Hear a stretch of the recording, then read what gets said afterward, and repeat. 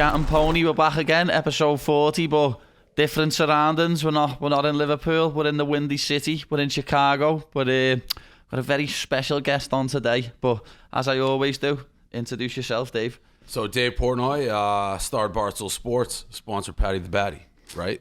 That's the whole description. Yeah, is that it? Not giving anything else away? And Molly the Meatball. Yeah. There you go.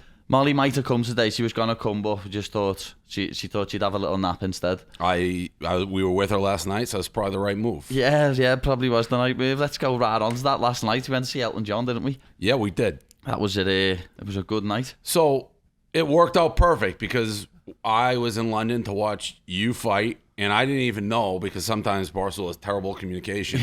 I had no idea you guys were coming to Chicago. I think Graham or somebody was like, we'll see you in Chicago next week. Graham mentioned it too, I'm like, what are you talking about?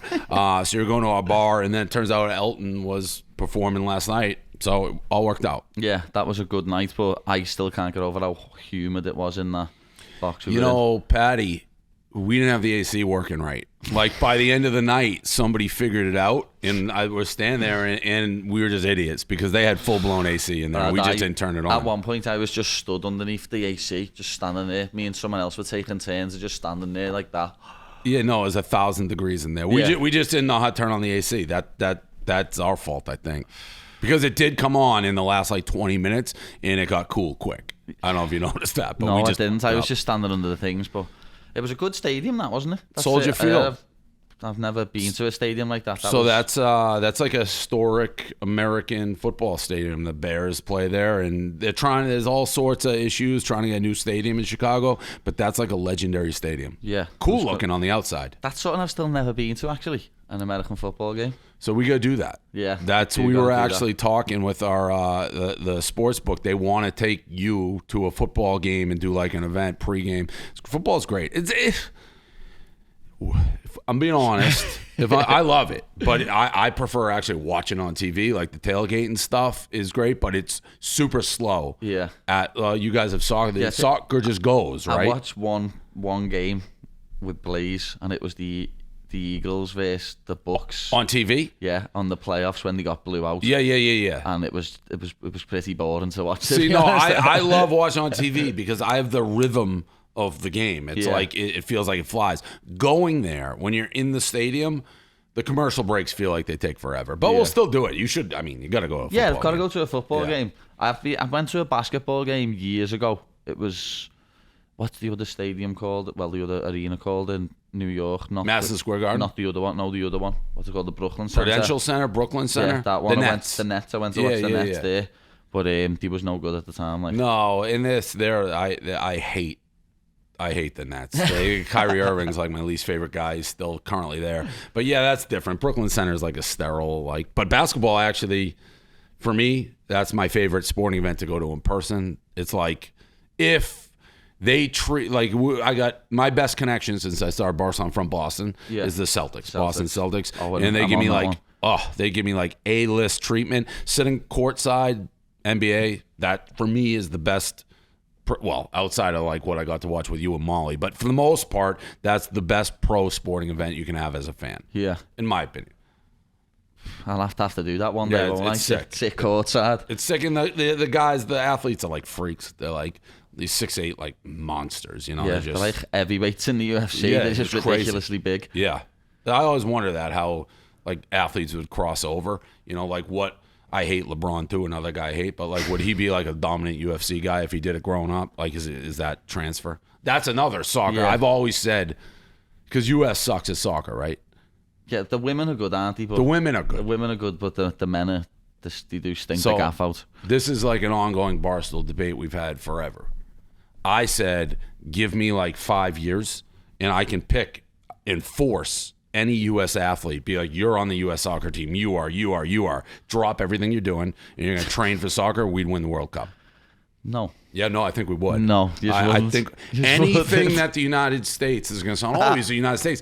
Anything that we focus on. Yeah, he's good at. Yeah, they're the best. He's very good at. But so I'm saying, hey, not just LeBron, you got to go play soccer. Who's going to stop LeBron? Who's going to stop him? If you look, though, most football players, you say soccer players aren't that big.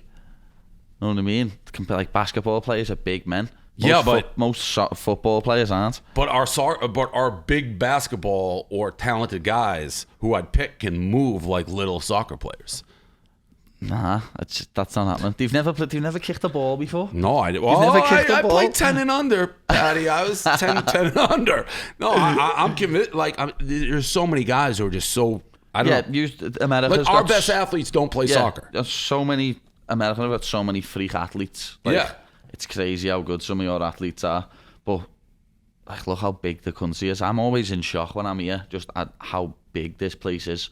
Like, I've never been to Chicago before. Yeah. Just walking around here, looking up at the architecture, looking up at the buildings, I'm like, wow, this place is big. It's a cool city too. Literally, you go, like, I've been to San Diego and LA, and they're only like 2 hours apart. Yeah. And then you look at how big both of them cities are. Like, my city at Liverpool would probably fit into America about. But London was huge. Times. London was like an American London's city. quite big, but I don't really. But I'm not always in London. I don't really like London. It's like New York, reminds me of New York. Everyone's in a rush. Everyone's bumping into you. It is. It reminds me of an American city, very much. London, That's what it's like, especially with the tube as well, like the subway system. Yep. But I hate New York, so I mean, living there. Like, I mean, I'm from Boston, so probably a little different, but it's a smaller, that's cleaner, I haven't less been, people, and I need to go. Yeah. You know what I mean? People say Boston reminds a lot of people of a European city. Yeah. It's less. It's nice. It's a beautiful city. But yeah, no, I'm pretty convinced on the soccer analogy. No, I'm not. There's no way to ever prove it. No, there isn't no way to ever prove it. But how old's LeBron now? I'm not saying he's old. Yeah, I'm using him as like a prototypical, but like, all right, who's the guy? You're not gonna Memphis, John Morant. Like John, he's a freak. He's an absolute freak. He can like jump over a building. He's fast. He's quick. Like, there's no way if he grew up playing soccer, he wouldn't be one of the more dominant soccer players in the world. You're right, he might have been, but that's not. You said 5 years. Give me 5 years. No, it wouldn't. It'd be longer than 5, though, wouldn't it? Because you'd have to get these kids when they were young and get them to start playing soccer then. Give me let me find these guys when they're 16, and by 21 we're ready to go. Nah, they need to be playing football from before then. No, I'll take my guys on the field. I promise you, like in the UK, kids are playing football in academies from like 5 years of age. And then, like, by the time they're 18, they've been playing footy for like 13 years already. I know, they grow up playing it. But I'm saying my guys would be so talented, it's like they'd pick it up. You're not backing down, are you? No. It's like, give me a guy like Bo Jackson, old, but he played, or Deion Sanders, they played both baseball and football. See, I don't know any of these players. No, these guys, like Deion Sanders with a soccer ball, forget it. Whatever. I'm never going to be able to prove it. It's a debate we've had forever. And U.S. sucks at soccer. And for the last 20 years, everyone's like, oh, this team's going to be good. This team's never good because no one grows up playing soccer here. Yeah, they don't. No one aspires to be a football player, do they? Yeah, it's the kids who got cut playing other sports go play soccer. Seriously.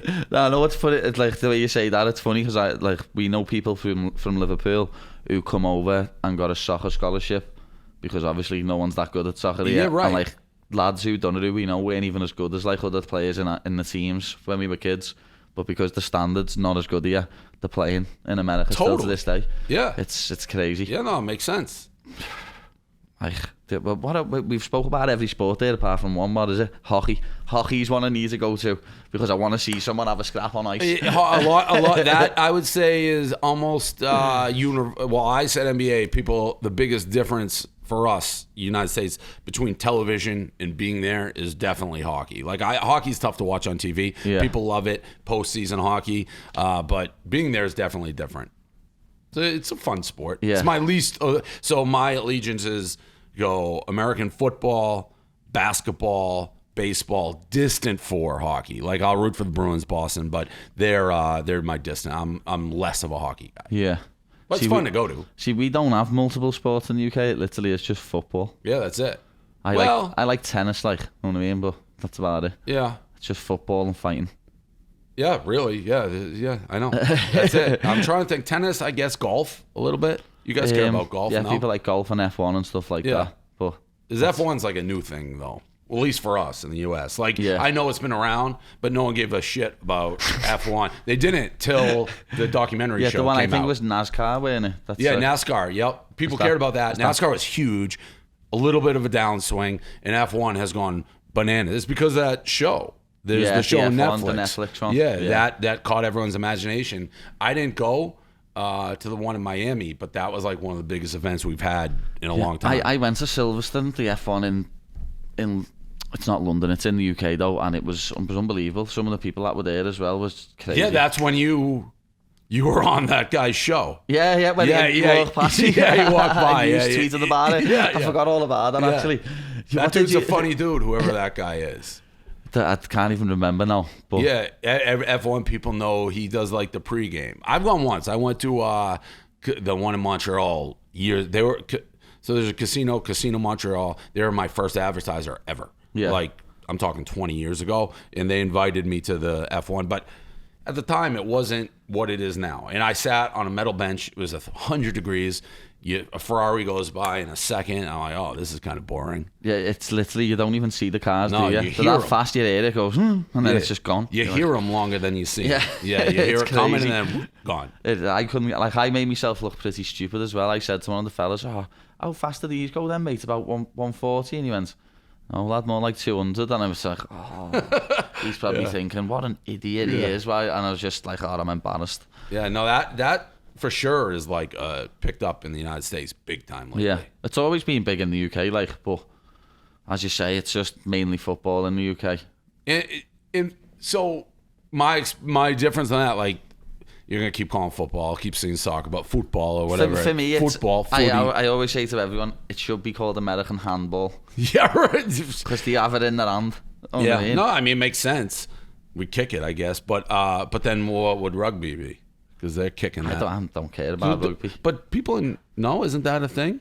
People do like rugby, but I don't care for rugby. Yeah, I mean, I don't really understand the rules. But people care who win soccer matches. F1 using that, I think they're just there for the party. Like, that's just like I mean, some people care. Yeah, some people care. Like, it's I know just what you mean. a ritzy, but ditzy. if you're going to a football game, you're going to support someone. Correct. You're going because you want someone to win. Right. Like, so you're leaving. I think most people at F1 don't.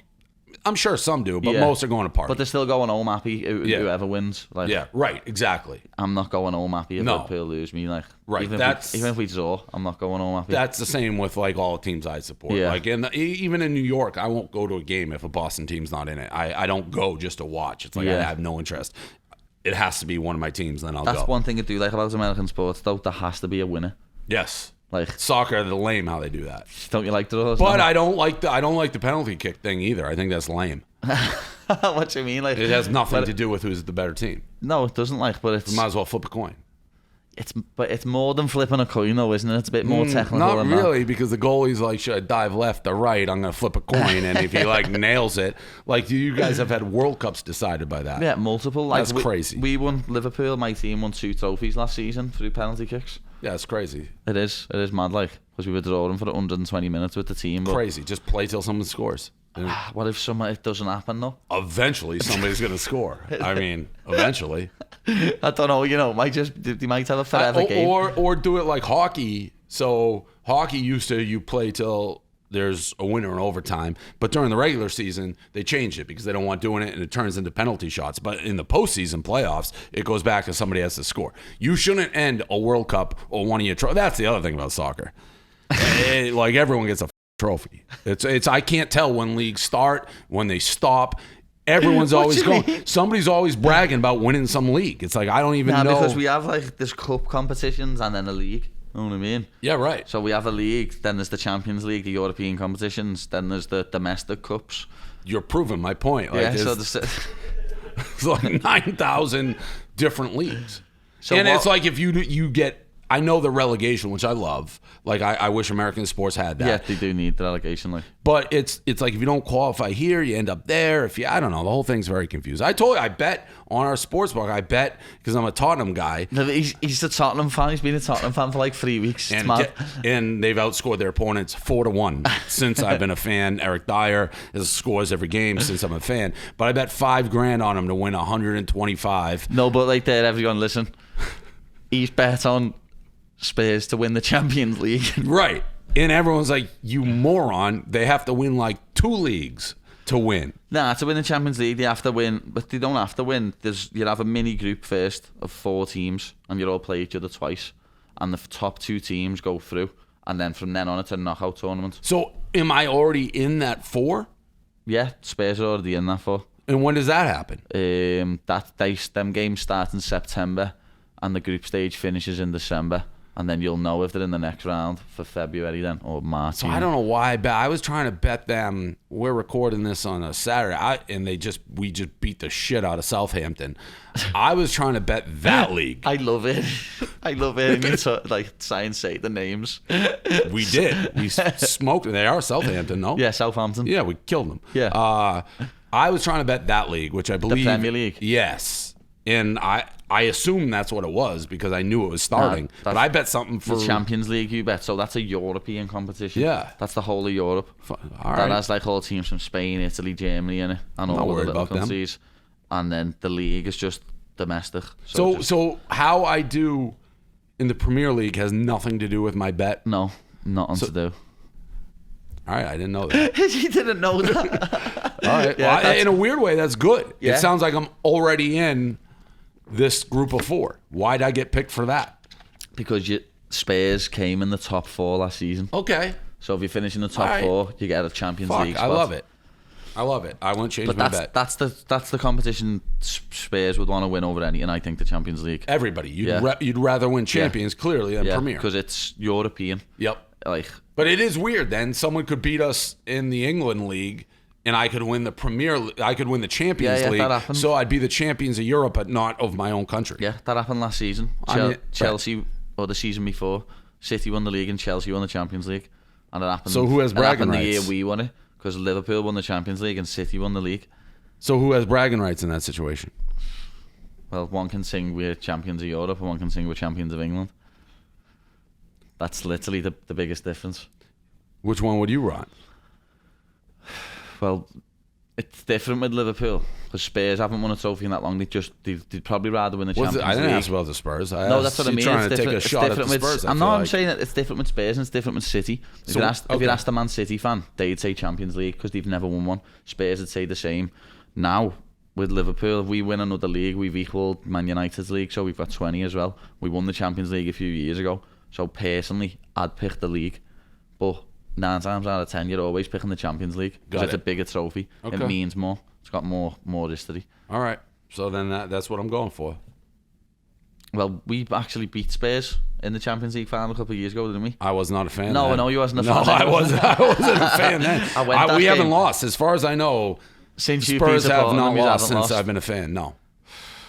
And that's a fact. 1-0 in games that count. Wonder who they've got. We'll see who they've got next week anyway. I do like Spurs though, and I like the manager, Conte. He's a quality manager. A lot of people are saying they're on the up and up. They are. They're on the up. Like, the manager is everywhere he's been. He's won trophies, so I'm expecting him to win something. Even if, as I said before, it's just one of them domestic cups, like the League Cup or the FA Cup.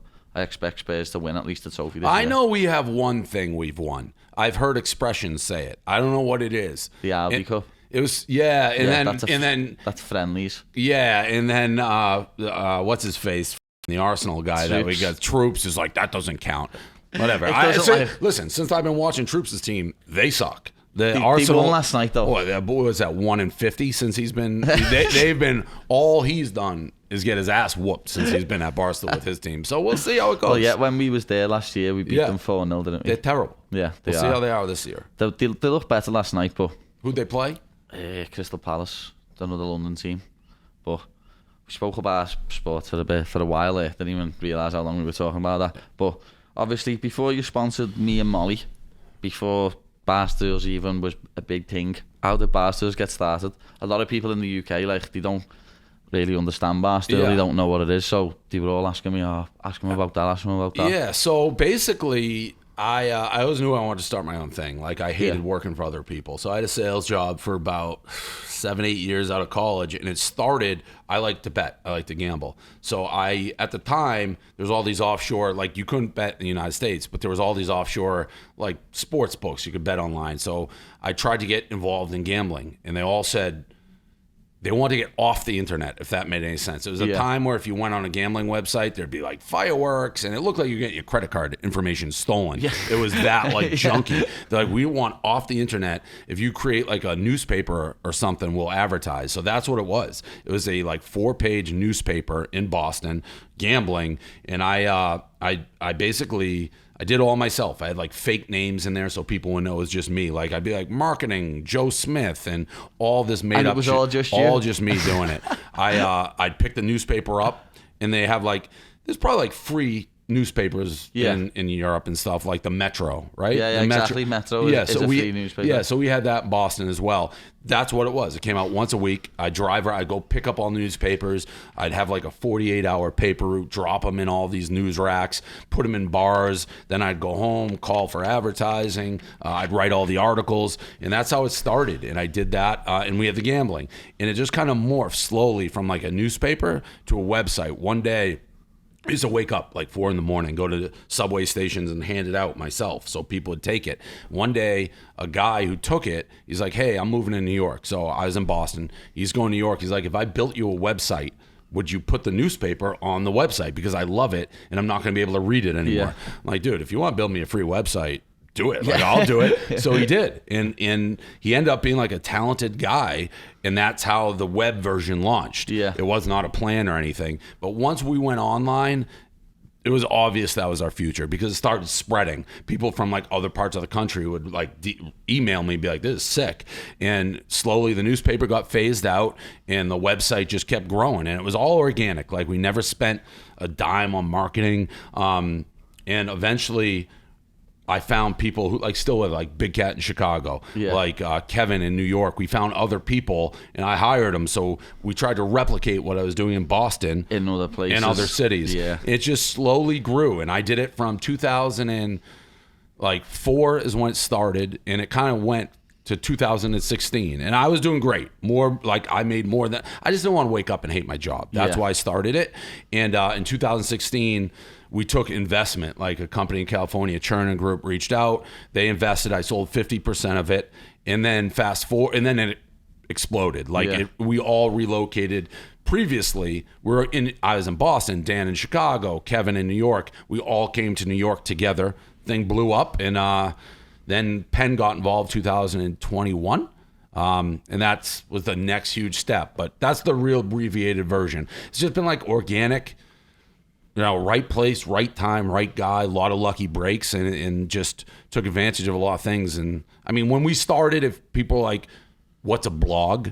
People were like, I have no clue what that is. Like, it was that early. Yeah. So we just hit it. Right time, right everything. Microsoft Windows gear. Yeah, right. It was just, it was like Internet 1.0. Like, I've been around doing this. Now it's almost 20 years. We're coming up on 20 years. So a lot of people may just find out about us, but we've been around forever. And at one point, like Boston, we were huge. We were like the biggest media thing there, but it was like an inside secret to Boston people. Yeah. And now it's kind of everywhere, U.S. and explode, obviously with you and Molly. It's, I got recognized, not like I do in the United States, but a lot of people coming up like in London and shit being like, hey, what's up, Dave? Shit like that. So it's crazy.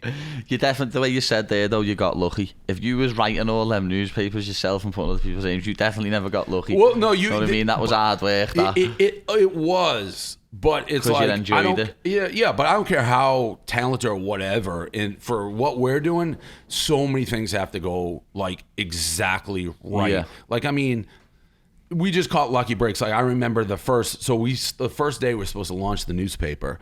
We go to print it to this printer, and our logo was my buddy drew it, and the printer's like, we can't print this. It's way too intricate. Like, what are you doing? So they literally used clip art. They went on like Microsoft like Works or Paint and got like this Barstool, which is still the logo. Yeah. And that was decided like 30 seconds before we started.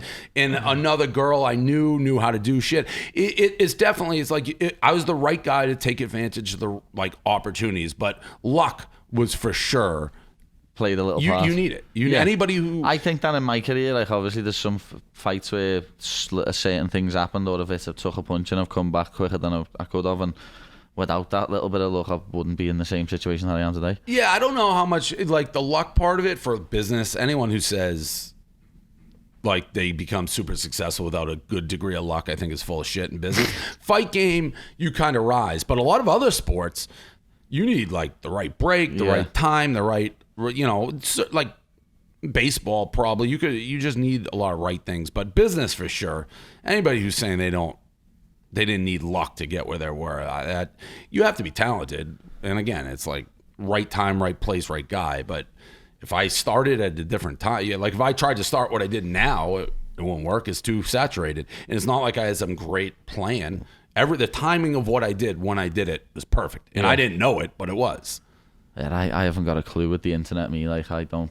I know, you're not even on Twitter. I mean, who gets banned? And trust me, I get the calls, like, Paul, the bald guy who always wears a hat, who works for us. He's like, I don't think Paddy's getting his Twitter back. Me Twitter would have blew up now as hell. I know. Would have had crazy amounts of followers, but they're getting more trouble than good on Twitter.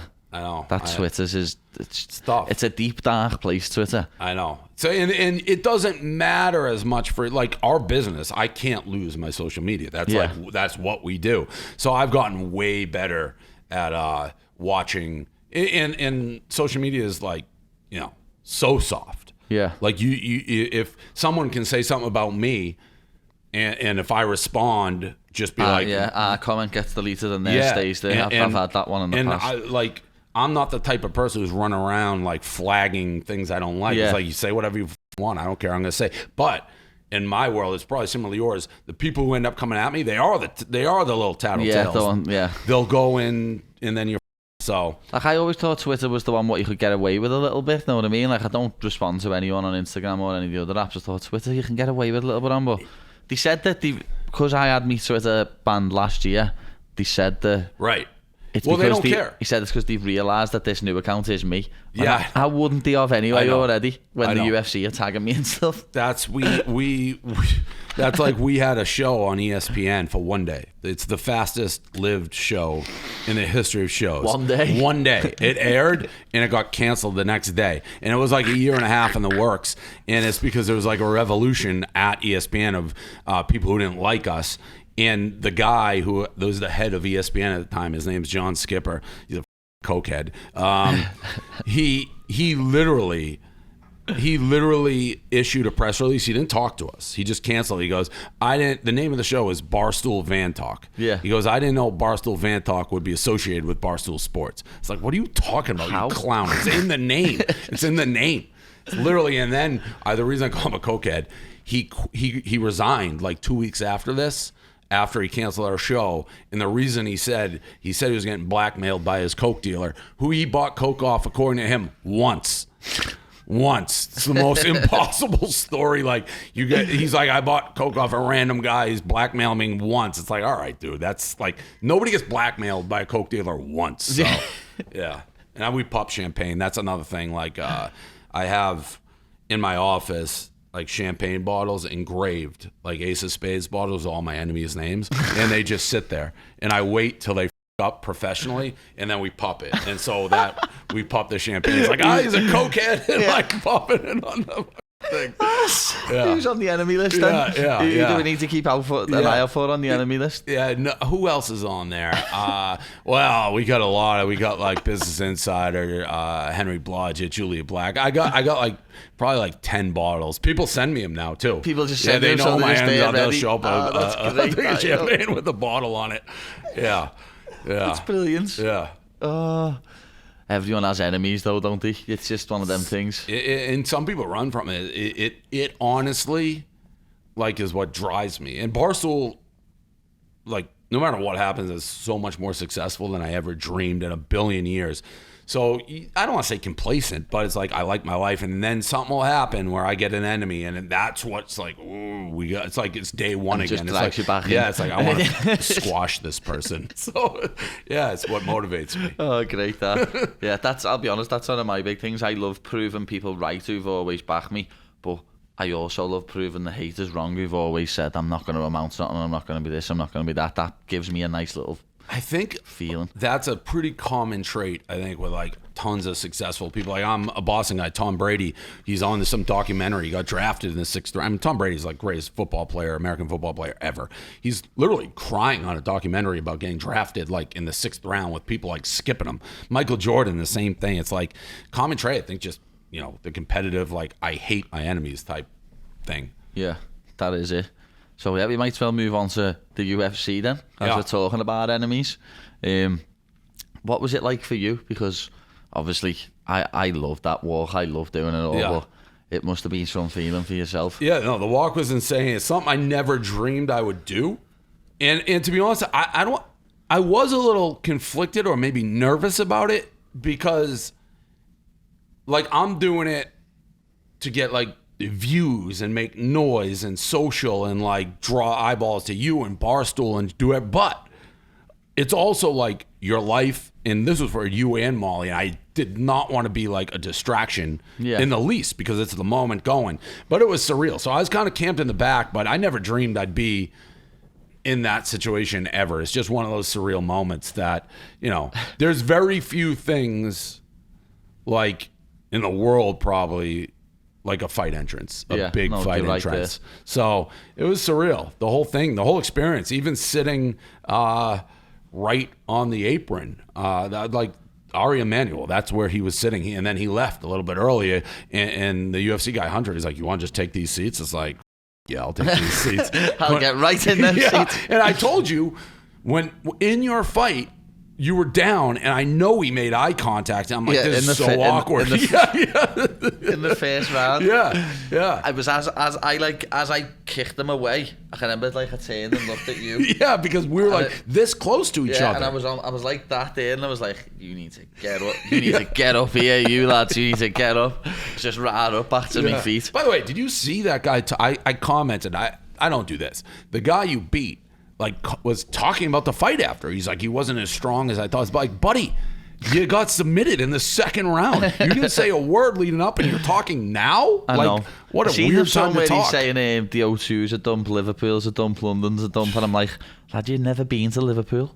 And he didn't say a peep as far as I was aware before the fight. He started talking when he lost. Yeah, it was mad. Like, people love doing that one though, don't they? So I'm just glad that when I jumped over the cage, I didn't do nothing to your shoulder. I have a bum shoulder. I didn't know if you were coming. Molly said she was coming. She jumped. It was great. It was a great clip. So I'm psyched she did it. I didn't know if you were coming. Like, oh, here we go, twice. I had like full. I knew it was like, I'm about 40 pounds heavier than Molly. 30, 40 pounds heavier. It would be a good way to go out. Like, go out on my sword. Like, if that was the end, just people are saying that, like, the clip of Molly jumping was awesome, but if like she jumped and I just fell like on my back, that would have been like the best clip ever. Does your shoulder like dislocate? Yes. So my dad and my brother, I'm luckily enough, like I never got handed it down. My dad and brother, both the shoulder will just pop out. So that's what I had. That was handed down. So it literally. It's it's hereditary, and it gets handed down. Yeah, I think my niece has got it now off my brother. So growing up, I used to stretch this way. I had no idea. I put my arms behind my back. I could touch my elbows. Yeah. I could crack them all the way back. Gross. I never even knew there was anything wrong with it. Yeah. And someone one day was like, "What the f are you doing?" I was like, "What? Everyone can't stretch like that." But and then I heard it playing sports growing up. Had like to the point. If I sneezed, it would dislocate. It was terrible. Had surgery in high school, so a long time ago. It hasn't come out since then, but this is a deep, like, doctor lesson probably nobody cares about. I have no cartilage left. So I went to a doctor because it just started killing me. And they're like, yeah, you have no cartilage. You're going to need a total shoulder replacement. Sucks. Can't you get, like, the stem cell stuff, what they say nowadays? I don't know. I had a good doctor. He didn't mention stem cells. I know a lot of people are getting them now. Like a lot of fighters are getting like the stem cell treatment, like their knees and stuff like that. I'm all for it, but I'm all for whatever makes it better doing the least. You know, it's like I'm not an active guy anymore. So, but it's f***ed up. I have a f***ed up shoulder. Yeah, like as I say, my dad and brother are the same. Their shoulder pops out. With me, I got the wrist. So I've had 3 wrist surgeries. My mum handed me down osteoarthritis in my wrists. So yeah, it's mine was hereditary. Like if I'm a lefty, it's my left shoulder. Like I'll drive with my right hand. It hurts just to even hold the wheel. Yeah, it's f***ed up. Yeah, that's no good. That hopefully you can get that sorted in the future. But I'm just glad I never jumped on you. Imagine that. It would have been a good clip. It would have been great, but I may have been like out for the count. But it still would have been great. Yeah, that was quite funny to be honest. Like, but I got proper shocked when Molly just put me on her shoulders. Did you notice the look on my face? I went, I was like, oh, I don't want to, because I was thinking I could end up snapping her knee or something here. I'm not much heavier than her.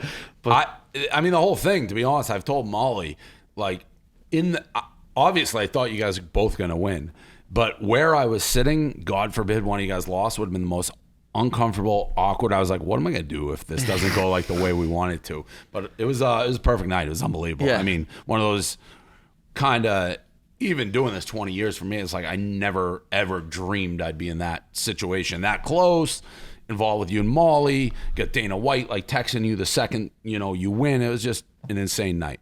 It was special, just like the first one. But I can't wait to come stateside, lad. I know. Fight stateside. That's what's gonna be great. You're still refusing to do the tax thing on MSG, right? No, it's just I don't know if I'll be ready for them, to be honest, as well, because it's the card I'm thinking of fighting on's like 4 weeks later, so I have another 4 weeks on top also. So and that's the Vegas one. Yeah, that's Vegas, and it's the fight capital of the world, isn't it? Yeah. You know what I mean? I would love to fight in Vegas. I do want to fight in New York as well, but we'll see. You never know.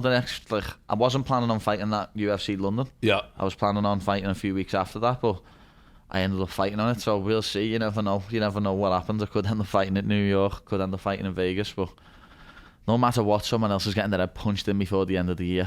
I can't wait. That's what's happening. I can't wait. I can't wait, to be honest. But one thing I did want to mention is everyone in the UK is half not happy because they can't do the bets. Yeah, so I mean, there's people in the United States who can't do the bets. So the sports gambling in the United States became legal, I don't know, 2 years ago, and it's state by state. So is that it? 2 years ago? Yeah, it's super recent. Gambling's never been legal in the sports gambling. No, you had to go Vegas. That's it. That's crazy. Yeah, so you couldn't do it. So it was all legal. You bet with like a bookie. 2 years ago. Yeah, it's about 2 years ago they changed the law that made it illegal and said, hey, each state you can decide yourself. So I think there's only we're in Illinois, we can do it in Illinois. I think there's 12 states where are legal. A lot of them still aren't legal. So did you notice when you was in London how many bookies? Yeah, they're everywhere. I knew that. Everywhere. Yeah. Oh, I knew that. Betfred, right. William Mills. So, you're just like, boom, bookies. Yeah, bookies. and they have the little their shops. Yeah, Almost it's a shop. You go in, you have all the horse racing on and all stuff like that. Yeah, so it is probably not that I'm overly familiar in the business decisions of what they do, but there's probably no urgency to go to London overseas because the market's so saturated. Yeah. The reason it started here is nobody was anywhere. So it's okay, go, and it's hard to get licenses and shit like that. But people could bet on you, they just couldn't bet with us. Yeah. Paddy Power owns one of the big ones here, I think FanDuel. There is, but yeah, United States is a brand new market. Yeah, the amount of people messaged over me the hoodie, because we do the giveaways. Yeah, the giveaways. He was fuming. I know. He wasn't happy. He was like, "How do I get one of these?" I know, I'm just it sucks. There's nothing I can do. And to be honest, it's part of the deal. Even when our deal with you came about, I saw your first UFC fight. I don't even know how I saw it, to be honest, because I like UFC, but I'm not some gigantic UFC fan. Yeah. I saw it, and there was something about you. I was just like, who the is this guy? And then I went down the rabbit hole, and I think I DM'd you that night. Yeah, you did DM me. Yeah, I'm like, hey, and I didn't think you know what it was, and you put me in touch with Graham, and it happened pretty quick. But I knew, to do it, I have to talk to our pen people, and they're like, well, he's in London. It's like, what are we getting out of that? It's like, I don't really know. I never know necessarily what we're getting. It's more kind of the same with Barstool. It's I just feel like I have a good vibe on people. Yeah. It's when I see something, I don't know how it fits or anything. It's just we invest in people. And from when we were introduced to you and Molly, you guys have grown a bazillion percent. Everyone's I told Dana that. I'm like, I should be your talent evaluator. I should be your talent scout. But yeah, not being able to bet, not only in Europe, but in a lot of places here, sucks. And that's not just with football. You can't do it. So how many states is it legal? 12, I think. Is that it? 13, yeah. It's not time. It's 50, isn't there? Yeah, there's 50. They'll all eventually, I think, get there, or most, but it's slow. It's politics. It's corruption. It's everything. Yeah. I didn't know it was still in only that many little states, though. That's mind-blowing, because as I say, I walk to the shop by man, and there's one on one corner and one over the road. Yeah, everywhere. You know what I mean? They're William everywhere. Hill, every 2 seconds. Yeah. Yeah, they're everywhere. They're everywhere. But obviously, with London, I seen you doing loads of the one-bite pizzas. Yeah. Where did that first come from? I've always wanted to ask you that. Where did that first come from, the one-bite pizza? Big Cat and I, Big Dan, who works for us, I don't know, 7 years ago, we were just having a debate. It's if you could eat one food the rest of your life, what would you eat? He said burritos. I said pizza. His thought process was I could eat a breakfast burrito. Yeah. But you can do breakfast pizza. So we did it. I would pick pizza over burrito all day. So we did it for a month. about. Like, that's all we ate. He ate burritos, I ate pizza. Literally, we were doing it, see it. And people started just being like, is it any good? So I was eating it 3 times, 4 times a day. I'd be like, yeah, I'll take a bite and score it. And it was just organic. It just caught on. People love food shit. Yeah. And it just caught on. Like, it's weird. People, if I walk around the streets, I never know how people are going to recognize me. It's always, hey, that's the pizza guy. And that may be all they know. Or it could be like, I do a podcast with like a TikTok kid. It's like, oh, you're the TikTok guy. If you're young, that's how people know me. It just varies. So pizza's probably the most known thing I'm for. The pizza guy. Yeah, that's sort of like it is. It's sort of like an insult. It's like that's all. It's like the pizza guy's a belter. It's like I've done a lot. Like if you just, I don't get, but if you just think that's, or it's like, hey, that's a TikTok guy, or hey, that's a pizza guy. It's like it's the Barstool guy, or whatever. I mean, I don't really care. As long as they're talking about me and know me, that's good for us. So I want to ask you your opinion, because I tried it the other day on the deep dish, the deep pan.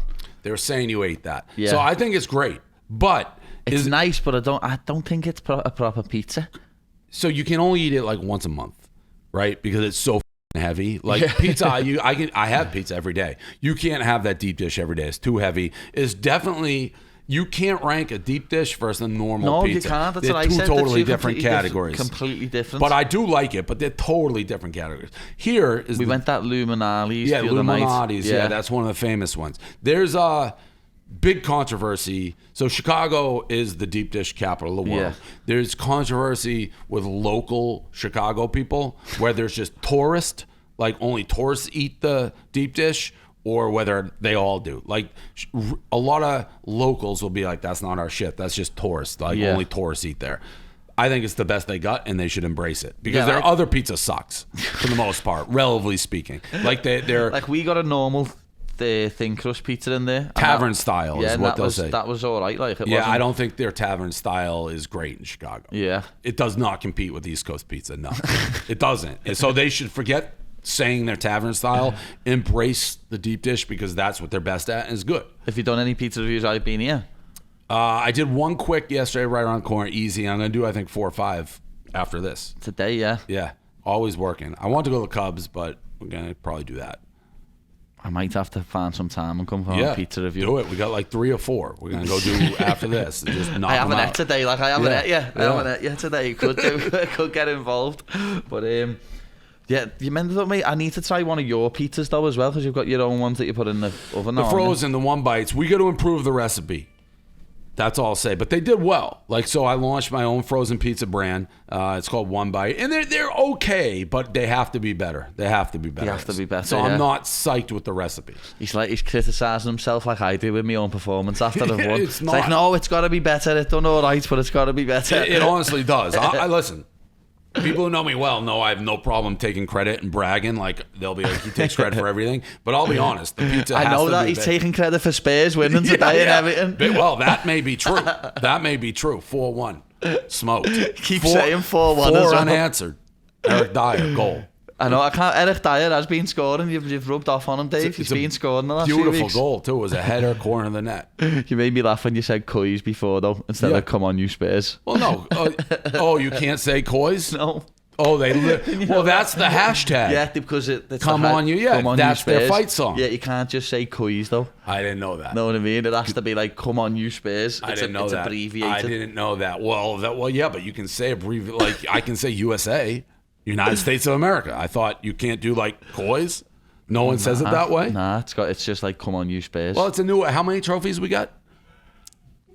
None. It's a new era. Yeah, so it is. Maybe Right. we should start saying it is. You're right. It yeah. is a new era. I'm trying to think of when the last time Spurs won a trophy. It was the 60s, like. But as I say, the new manager, I reckon he'll make a difference. I like our guys. I like our guys.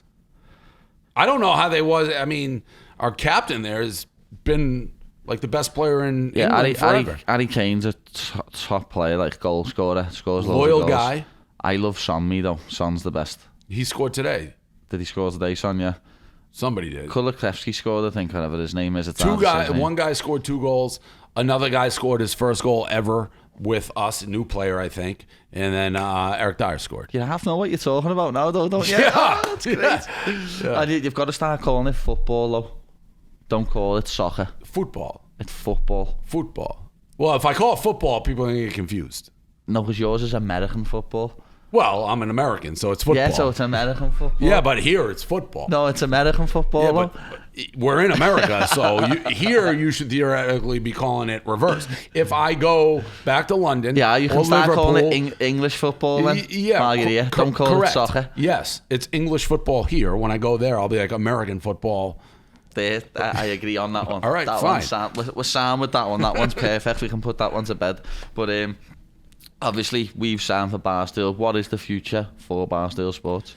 We just keep growing. It's it's weird because I have been asked a lot, like, where do you see Barstool the next 5 years, 4 years? Like, I don't know. And I think anybody who kind of pigeonholes themselves and be like, oh, this is where we're going to be in 5 years. Listen, I didn't know TikTok was going to be around a year and a half ago. I didn't know I was going to happen to bump into one of your fights until 2 seconds before I did. Yeah. What has made, I think, Barstool successful and continually, we pivot quick. Yeah. And it's like we're not locked in on what's right.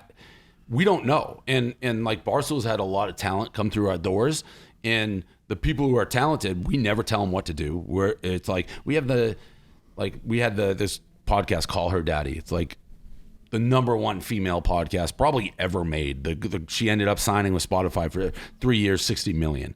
Like, we found her. I wasn't looking for her. She was huge. So I don't know what the future is. We just try to find talented people and let them do their thing and not micromanage them. That's kind of our business model. Don't want to suffocate people. No, you know what I mean? Because how do you get new ideas if all the ideas are coming from like the same people? Yeah. It's just finding good, talented people. Like when we signed you and Molly, everybody in the world is like, oh, Barstool's getting in UFC and fighting, signing UFC. We're really not. I know the amount of people, like other fighters, what were tagging me and stuff, and then tagging you. They reach saying, out. oh, you've sponsored them, now sponsor me. And that's, lad, I couldn't get over it. Same. Like, be original, go and find something else. Right. Like, what you and we didn't sit around and be like, oh, we're getting in MMA. You came across, you could have been doing a million different things. And if it was the same personality and kind of like persona and charisma, we would have been interested. You could have been throwing darts. And if we saw, it's like, oh, what is going on here? Yeah. It wasn't the MMA angle per se that we're trying to get in. So I don't know. We just look for talented, unique, charismatic people in any walk of life, really. Yeah, that's how we ended up here. Just fit the mold. Fit the mold, didn't I? It was perfect. Yeah, it really was. And it happened quick. I remember Graham, and we kind of knew Graham. We kind of, like, Graham was vaguely aware because of San Diego, but it happened really quick. And I remember I've told this story. We were trying to get the contracting done, but we are a little slow. We still got to go through, like, corporate pen. Yeah. But when I say something's done, it's done. It's like the second's like, yep, well, we're done. And that's how it works. So I kind of knew right away that we were going to hammer something out. Yeah. And as you say, it's been some journey already, and it's only going to get bigger and better. Yeah. No, I can't wait. It's only going to get bigger and better. Obviously, Molly's fighting in MSG, and then I'll be fighting hopefully a month later in Vegas. You'll be there again at both of them fights. Can't wait. I mean, Madison Square Garden will be nuts. I mean, for most people probably don't. It's literally like a stone's throw from our office. I couldn't get over how close it was, because obviously that's another thing what I mentioned. The Barstool office, that is just the sickest office I've ever been in my life. I couldn't get over how cool it was in there. Lad. Just like kind of people doing whatever they want. There's just stuff everywhere. Pig pen. It's pig pen. It's like a male-female frat house. Like people do whatever the they want, and it literally is a stone's throw from MSG. Yeah. So that'll be electric. I couldn't get over how close it was, actually, because we were obviously staying in the hotel around the corner. That was there, and then literally as you come out the office, you can basically see MSG over there. It can't be closer. Over the road. Yeah, can't be closer. So the whole Barstool office will probably be in there. It'll be nuts. It'll be nuts. Every single person will be in there. We'll probably get a suite for that. It'll be nuts. And they just announced that card too. Alessandra's like headlining, right? Adesanya versus Pereira. He fought in kickboxing years ago, so bit of bad blood there. Could be a very good fight. Yeah, I can't wait. That will be a good one. Hopefully, even if I'm not fighting on it, hopefully I'm there anyway. Yeah. You know what I mean? Even if I am dieting, I'll still get there. I can't not watch Molly. It's for sure. Yeah, it goes without saying. That'll be fun. We'll bring down the house there. Yeah, that'll be special.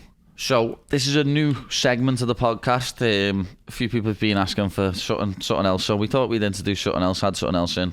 And this is Ask Paddy. So today we're trying this for the first time. I know next week we're going to have so many more questions, but this week we've got a few. And I'll just start. So first one, Jamie Bell. Your mental health awareness speech after your fight was truly incredible. And I'd just like to ask a simple question all men should be asking each other. How are you doing, mate? Are you okay? Nice one, lad. Thank you very much for asking that question. But yeah, I'm all right. I'm good. Thank you. I hope you're well. How are you, Dave? Are you all right? Yeah, I mean that was something. I had no idea that any of that was going on with you during the fight, and it was kind of wild because the UFC people brought me to the side of the ring to meet you, and they're like, they're gonna be pouring beer on you. No one knew, and then everything changed with the speech, and I had a ton of people reach out. That went like super viral everywhere in terms of just people rallying around the speech and needed somebody like you. It's hard to hear that and hard to say that. So that was a special moment for sure. To be honest, I'm just like, people keep saying to me, "Oh, you've done a big thing," and like I just feel like I'm saying something that everyone should be saying anyway. It's not like a thing that only I should be saying. Everyone should be saying this. It's a big thing in the world that people aren't taking any notice of. Yeah, and you said it in a way that was simple and succinct and really resonated with so many people. Like I said, in the United States, it really had nothing to do with the UFC or the fighters. It was the message, that speech. People who had no idea who you were, that was like everywhere. It was like CNN. It was making major headway in a great way. That's what I mean. And hopefully, as Jamie's just said to me, "How are you doing, mate? Are you okay?" I hope more people are asking the mates that. You know what I mean? I really do. I hope more people are asking each other that, because it's a big problem in the world, and it needs to be sorted. Yeah. Yep. Next question. Tatty boy. How do I say that? TAITYBHOY. Tatty boy. Sounds by me. Yeah. Any advice for getting motivated again? I suffer with depression and anxiety since leaving the military. I have no drive whatsoever. What do you use for motivation? Love your speech after the last fight. Had me in tears. I felt every word. Keep being you. # people's champ. Thank you very much, mate. I really appreciate the kind words. But personally, any advice I'd always say, just believe in yourself. Like, that's the first step. No one else will believe in you unless you believe in yourself. Just don't let what anyone says get in your head. Believe in yourself. That's the main thing. Like, what did you say there, Dave? Yeah, I mean, echoing that, it's so hard to put yourself in anybody else's shoes and what's going through their head. But it being comfortable in your own skin, like there's so many people in the world. This is like super deep, but there's the problems, and again, it's way easier said than done. The problems you think are going on or you're feeling in the scheme of like everything are minuscule. Yeah. Like, so just realizing it's not as big a deal as you probably think it is helps. But again, it's so hard because I don't suffer from that. We're not walking in them shoes. Right. You know what I mean? So we're in a different hard. position. Yeah. It is. But just stay strong, fella. That's the main thing. Tatty boy. Here's one that's quite funny, to be honest, because you're now getting into English football. Yeah. So here's a good little question. I know you've got no care for us, but any advice for a struggling United fan watching the club I grew up with have the life sucked out of it every season without failure? With failure after failure, that's really demoralising mentally. You went through the difficult years with Liverpool, so wondered what got you through it. Much love from a massive Paddy fan. Yes, Village Essential. That's a brilliant question, because United are proper shit.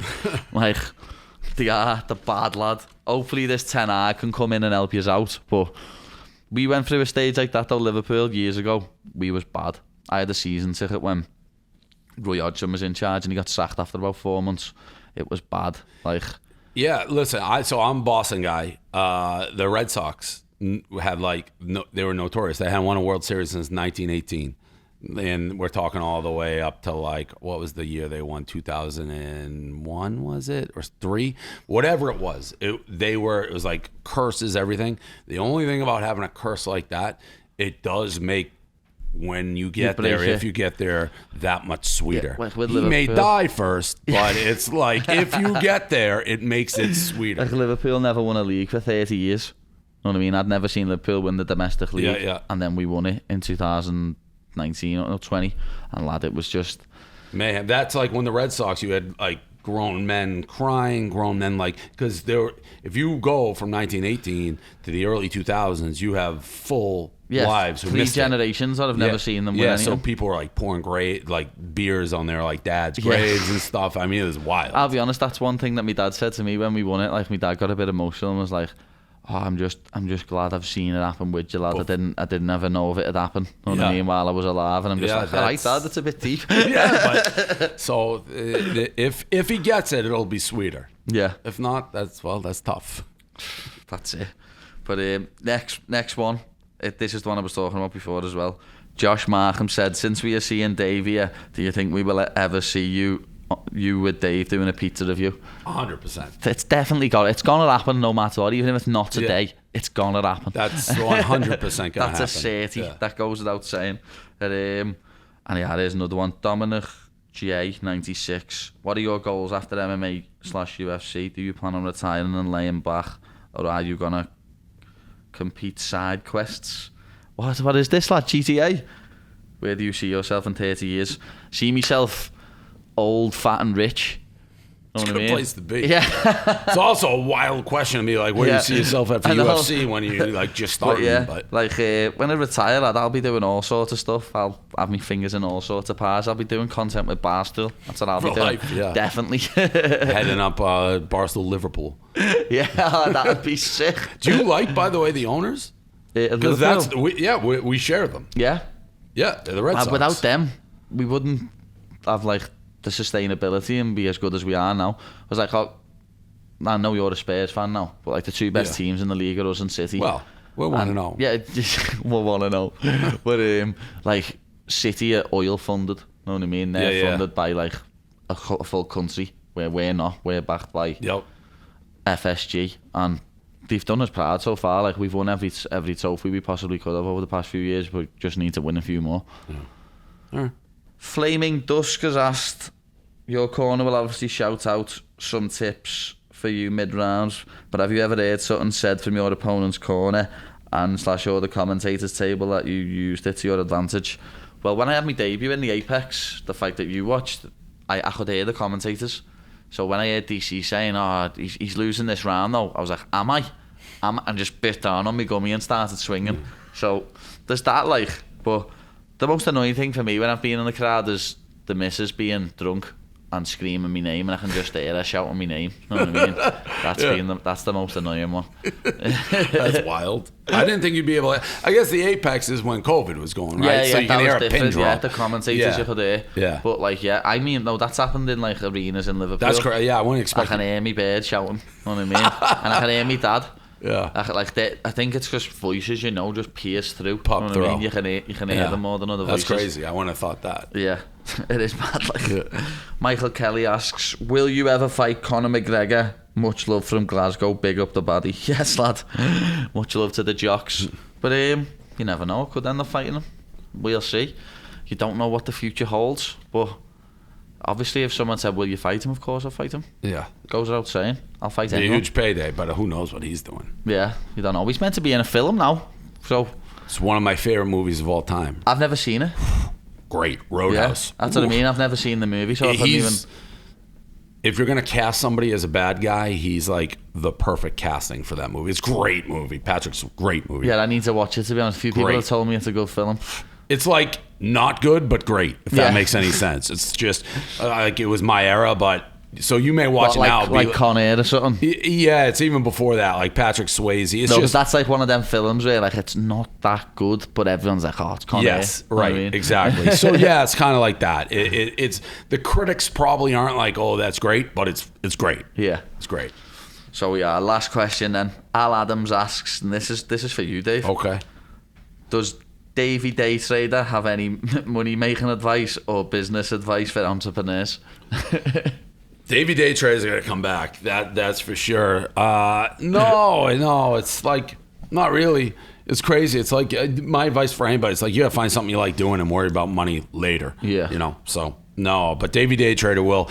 So during COVID, I started trading stocks because you couldn't bet on sports, and because you couldn't bet. Yeah, on literally, sports. it became huge. It became because I was doing it and like live streaming it, and I didn't know what the I was doing, and I'd be like, I'm gonna put $1 million on Shake Shack because people get hungry at lunch, and it was going up and down, and I was freaking out. I got kicked off E-Trade.